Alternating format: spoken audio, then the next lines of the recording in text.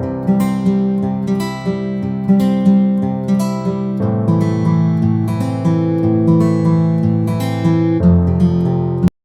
there and welcome to today's video.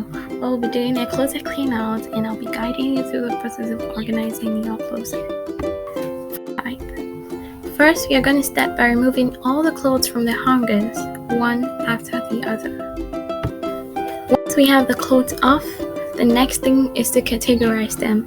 You can group them by color or by type, say shirts, dresses, pants, etc.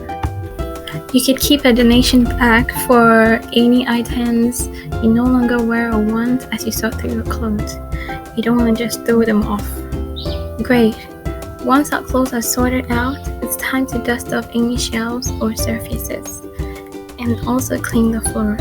You don't want to put your sorted clothes back onto a dirty surface.